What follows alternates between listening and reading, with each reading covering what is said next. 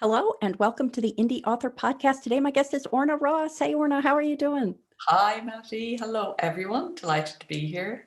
I'm delighted to have you here. To give our listeners a little bit of background on you, Orna Ross, among many other accomplishments, is the founder and head of the Alliance of Independent Authors, a nonprofit professional business membership organization for self-publishing authors.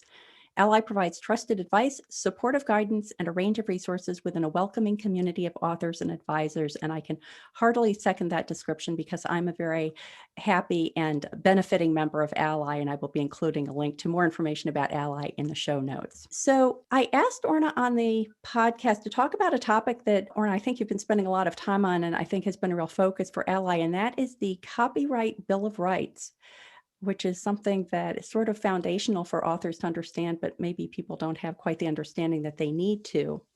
And so to kick off the conversation, I just wanted to ask you what event or a situation triggered your interest in copyright as a topic? Well, I had an interest in copyright personally arising out of my history in working in publishing, because for a shortish period of time, I worked actually as a literary agent. So I had been running a writing school, and we had a number of talented writers that were rising to the top, and they were getting these awful contracts being offered to them, and thinking that they were, great. And so I actually started to take a deep dive into copyright around that time, and very much from a rights perspective and a representing of authors perspective. And that's where it has continued. When widespread self-publishing came along, it seemed to me that the revolutionary aspect of it was that you retained the rights. And I don't think enough authors are cognizant of just how amazing that is. I think you would have to have worked as a literary agent to understand when you license your rights.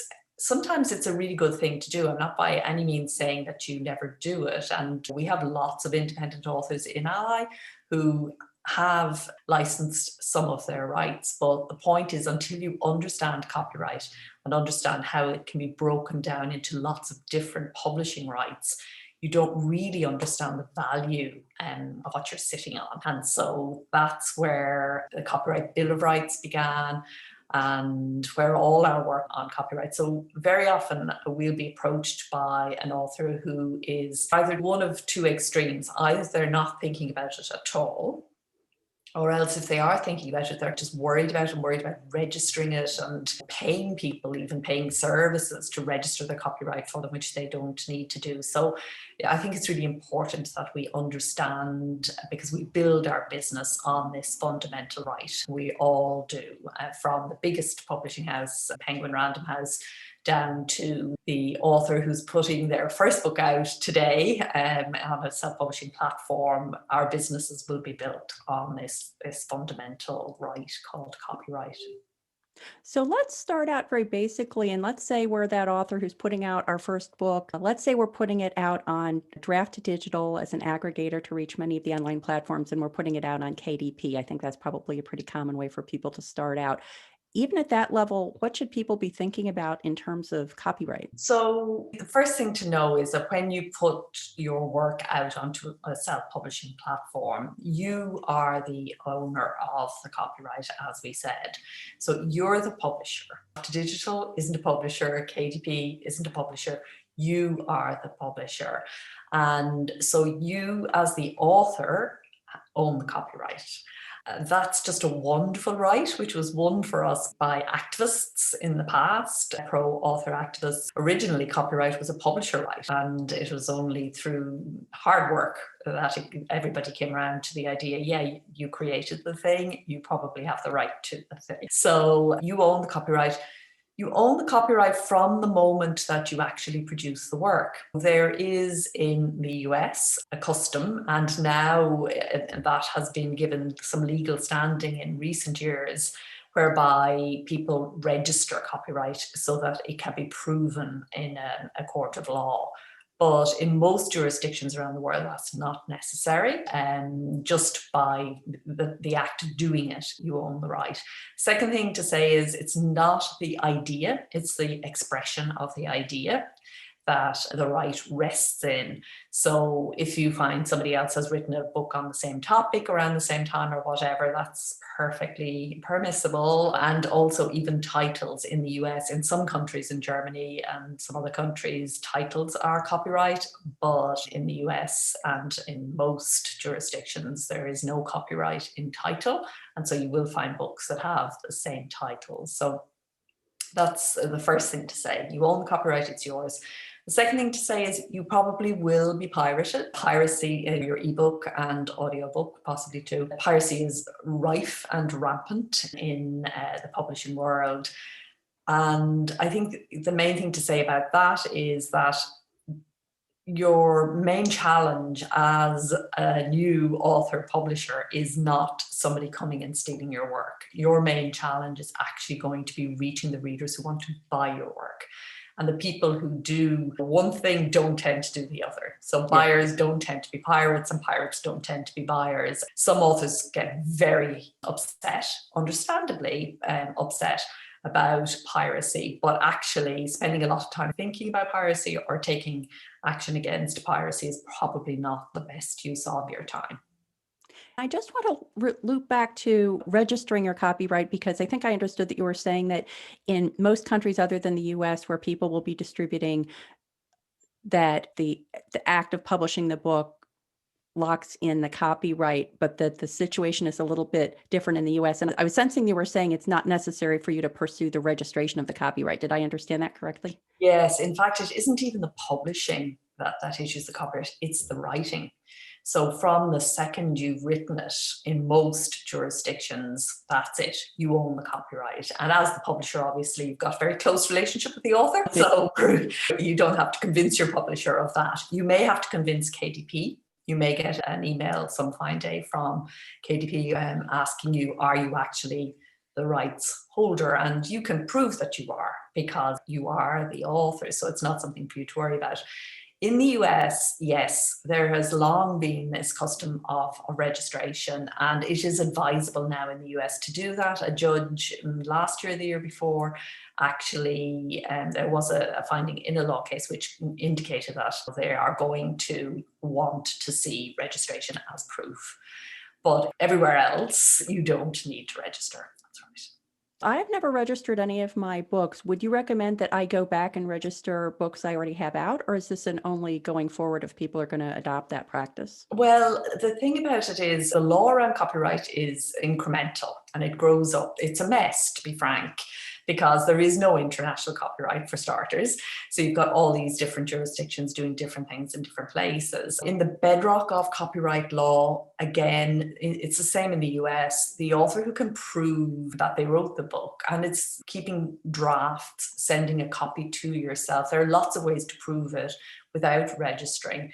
I find it goes against the grain a little bit to say to everybody, you should register, because there's a cost in registering and so on. And really, the only reason to register is some fine day you end up in court and you have to prove something. For 99% of authors, that day is never going to come. And it's not something, who's going to sue you? Who are you going to sue? You know, if you think about it at a practical level. So I would say to people, you know, make the decision with all of that in mind. And if you have a particular book that might for some reason end up in law, either for copyright reasons or for libel reasons or some other reason, you might want to think about it, particularly for a book like that. But if you haven't done it so far and life has been fine for you, I think you can assume life's going to be fine going forward as well. If registration is basically a way of confirming that you, in fact, had created this body of work at a certain time, I know I've heard people say if you email yourself a copy of the book so that you can go back, if someone says, oh, I had that idea in 2000, you can say, well, I had it in 1999 because here's the email to prove it. Is that a legitimate thing to have in your back pocket? Yes, again, just to say it's not the idea. So if there is a controversy here, it would be that the actual words, the expression of the words, of the concept of the idea. So there is no copyright in ideas. So two authors can have an idea at the same time. It happens, but they will never, ever express the idea exactly the same, even in the shortest of poems, never mind the longest of books. So yes, a court should accept any proof that you are actually the author. And as the author, we've got loads of proof lying around. So yes, people do all sorts of things. In the old days, it used to be mail yourself a copy and you had a date stamped. Now we have email, you'll have your email drafts on your computer, and you'll have emailed your editor a draft, they'll have done editorial work on it. So there are so many ways that if push came to shove, you could actually prove ownership. That, again, as I say, I don't think people should worry too much about it. I want to switch now a little bit away from registration to copyright. And one of the things that I think is important for people to understand is there are many aspects of granting rights to your work. So there's the medium it's on, there's the geography it applies to, it's the timeframes, I believe. Can you talk about that a little bit? Yes. So in our rights book, what we talk about is three things to think about. And you're absolutely right. The first thing is format. And as self-publishing authors, we're very familiar with three formats now. I think the ebook tends to be the first one that we produce. Perhaps second, we produce the print book, though increasingly we're seeing authors secondly producing the audiobook, because that's also digital version, and then print. So you've got ebook, audio book and print. But of course, outside and around that, you have what in the traditional publishing contract is called the subsidiary rights. And so we're talking here about TV and film and merchandising rights. And there's a whole swathe of rights that get a page or two in every publishing contract. First, serial rights, which would be a production of a chapter or an extract or something in a magazine or newspaper, and so on. So each of those rights represents an opportunity to make money from that original core piece of intellectual property, which is what we're talking about. Copyright is a branch of intellectual property law. So yes, the first thing you think about is the format. The second thing you think about is what we call the territory. So that would be particularly for physical objects. So for the digital format, it's world rights. Really, you cannot control where an ebook goes to or comes from. And similarly, a digital audiobook, which is how most audiobooks are consumed these days. But a physical object like a book, hardback or paperback, or a CD of an audiobook or some other physical, then you're into territory. In the old days, publishing was called the gentleman's profession, and the gentlemen of publishing divided the world largely between Manhattan and London. So you had North American rights and you had UK and Commonwealth rights, and they were the big English-speaking blocks, if you like. And they kind of agreed to leave each other alone and not to sell each other's editions into the opposite territory, and they would fight over Europe. And so would the UK version or the American version become the dominant English language version in France or whatever would be something that rights people would think about. Digital has messed a bit with all of this, and now most rights buyers are looking for world rights, but they have not increased the amount they're willing to pay for that. In the old days, if they were buying world rights, they would pay at least twice as much. Now they're looking for world rights as standard. So when you come to meet a rights buyer, they're going to be trying to get the most possible formats in the most possible territories for the longest possible time. That's the third thing we look at, term, how long they get to license the rights for.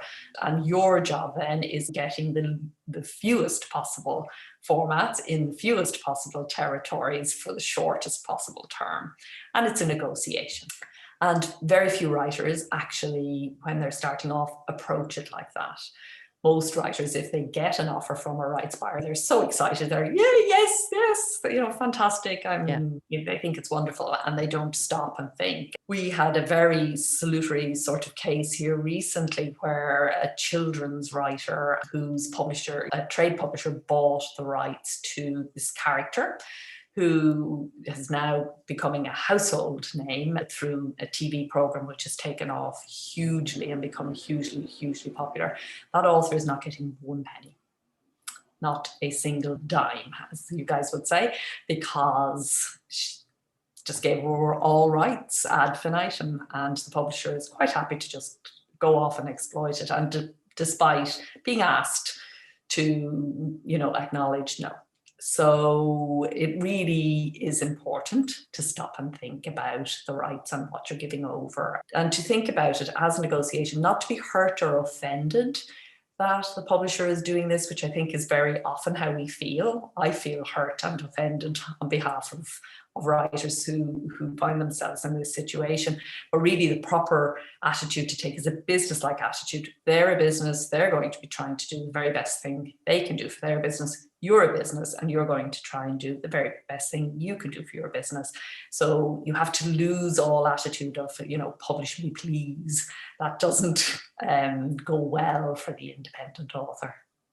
I think one of the hardest things about this is it's very easy in retrospect to say, oh, if this person had only, let's say, spent $1,000 on a lawyer to look at the agreement or engaged a professional to help negotiate that, now she'd be making millions of dollars because of the success of her character.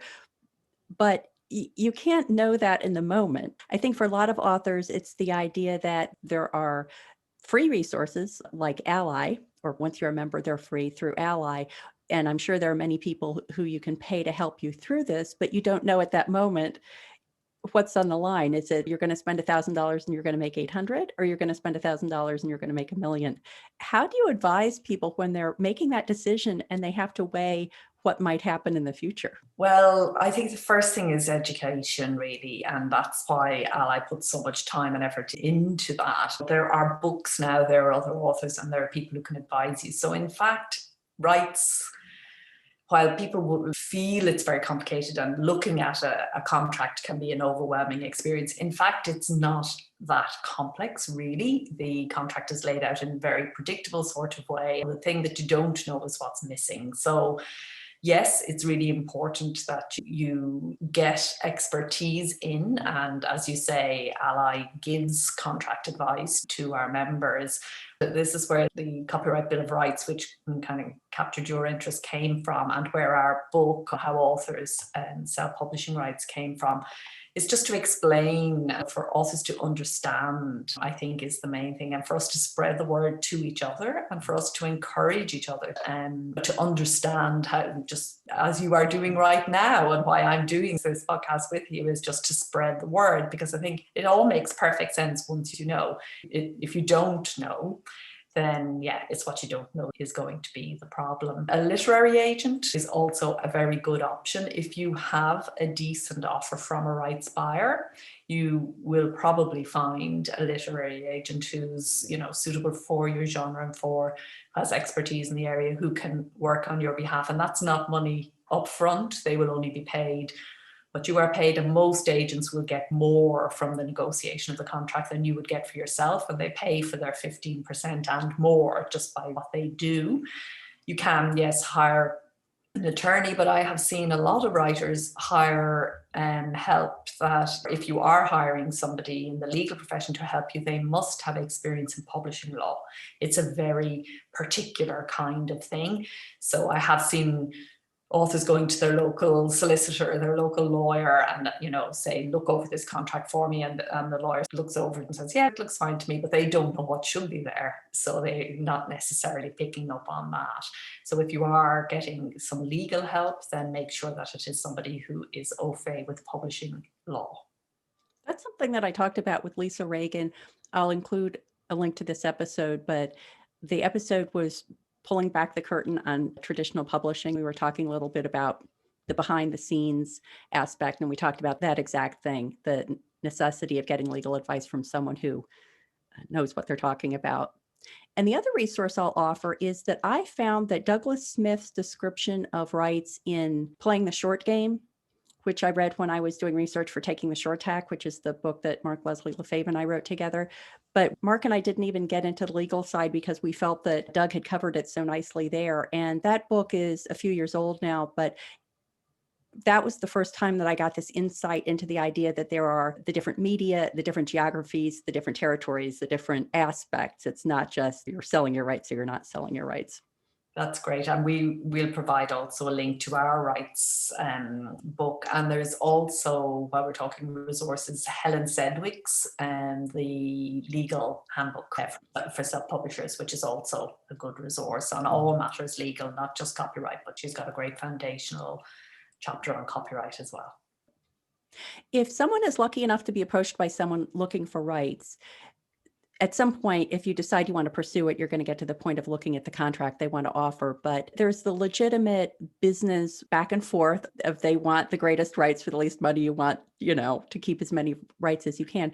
Are there warning signs that people should look for if they're approached by a company before they even get to the point of looking at a contract that should be red lights for them to say, this is probably not a company I want to be talking about rights with? Yeah, first of all, if you're not particularly successful, then you can probably disregard it. So there are spammers and scammers who just get hold of a list of indie authors somewhere, and they just send out willy-nilly an email saying, your book is amazing, we want to buy the rights, and blah, blah, blah.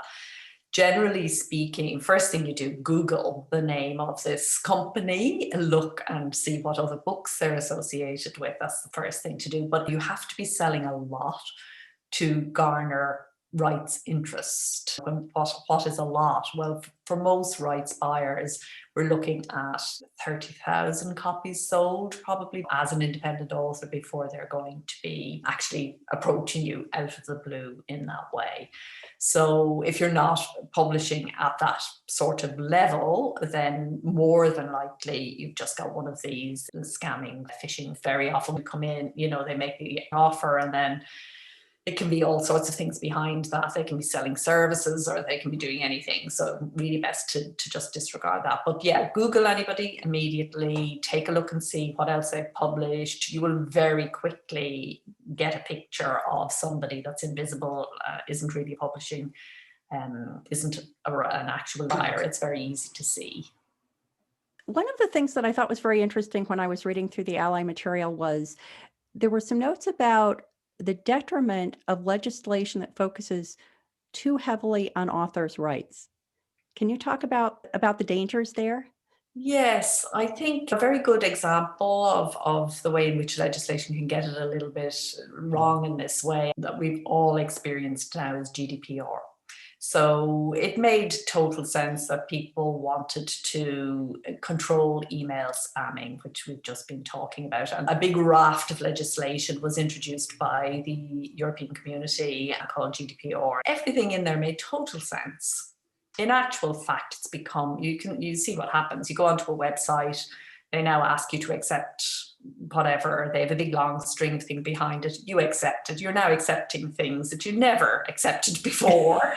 And you don't even know what you're accepting some of the time. So you haven't got time to stop and read all their cookie privacy policy, blah, blah, blah, blah, blah. That would be a very good example of where the law just doesn't cope that well with the realities of digital. And we're seeing it particularly with the filters issue for YouTube and Google and people like that. So you've got a situation where they're going to apply filters, which will be an attempt to make sure that rights holders are attributed. But in the applying of those filters, it's a very blunt instrument, and it means that people who are doing experimental sort of work, who are doing activist work, establishment shaking sort of work, they are also going to be filtered out. And so we're blandifying what's possible in terms of publication because we're trying to control problems. We're taking in a lot of material that isn't actually problem material. What's happening is in Silicon Valley, you've got these big companies and these big tech companies like Amazon, like Google, we know them all, Facebook and so on. And we know what they're doing and we understand what's going on there. We've got traditional publishing in Manhattan and London still, and post-pandemic that might change, I don't know. And what you've got in Europe is you've got sort of sizing up as big legal to take on big tech and big publishing. We've got to be very careful. And so the copyright directive that went through last year and was hailed by a lot of author organizations as an advance, we're not so sure that it is actually, that we predict that it's going to create a lot of problems for content creators in the future. One thing that reminds me of is the whole question of DRM. Let me know if we're going too far afield from copyright here, but I used to always just indicate that I wanted digital rights management when I loaded a book to Amazon because rights management, that sounded good, right? And then later I learned that was actually, I think, doing what you're talking about, imposing limits that you don't want to impose. Is digital rights management sort of part of the copyright conversation? It's an excellent example of what I'm talking about. Absolutely. So most authors, as you say, coming to think rights management. Yes, of course, I want to manage my rights. I want to contain my rights. So that sounds good. Let's do that. But actually, what happens in that situation is any hacker who wants to get around DRM will do it in an hour. There is no DRM lock that you can put on it. You can't actually lock it up. It's not possible because all it's doing it is code, and code can always be dismantled or interpreted. That's one reason. But another reason is you're actually making it harder for the reader, who's the person you want to reach, to actually access the information in the way that they want to. If you're with digital rights management, you're getting proprietary about who can and who can't see it, and so on. And so it definitely caused more problems than it solved. And again, it was traditional publishing trying to protect the rights that they had purchased from authors. And it's, again, completely understandable, but not really very workable. And we've got a lot of these things going on at the moment. And it's only going to get worse, by the way, because we've got AI coming now. And who owns the copyright in an AI produced piece of work is a question that's going to keep a lot of people up late at night. I know that could be an entire separate podcast episode because I've heard many of those episodes on Joanna Penn's The Creative Pen, and I'm just going to include some links to episodes there because that is a tangled web, a potentially tangled web that will be opening up a whole new set of questions about what happens when you've used a machine to help you write a story and who owns the rights and so on. Absolutely, yes. Interesting times ahead. So we've already mentioned a lot of resources that authors can use to research copyright. Are there any particular updates coming down the pike or things that you would recommend authors keep an eye on, especially indie authors? Yeah, we did an actual 6-month program coming up to London Book Fair last year. It was to culminate at London Book Fair 2020. So it was for the 6 months before that. And we brought a few authors, 6 or 7 indie authors who were interested in licensing their rights. And we were looking particularly at foreign translation rights, but we took a bit of a look at lots of things, but it was focusing mainly on translation rights. And they went through the process. Ally has a dedicated literary agent, Ethan Edinburgh, a New York city agency that both answers questions and queries that our members have about rights and offers representation sometimes. And he also contributed hugely to this rights program in explaining to the authors how to do it and how to make the approaches and all that kind of thing. And PubMatch also, which is a rights marketplace, was also involved, a US company that you may be familiar with. So they're worth being part of if you want to take this seriously. So that program is called the Indie Author Rights Program, and you can find the reports on it are widely available on the Self-Publishing Advice Center, so that's selfpublishingadvice.org. So yeah, I would say if you are thinking about your rights in these terms and you think, yeah, I would like, rather than trying to, for example, do my own translations, work with a translator, I would actually like to license the translation and just let somebody else who's expert in that country do the work for me.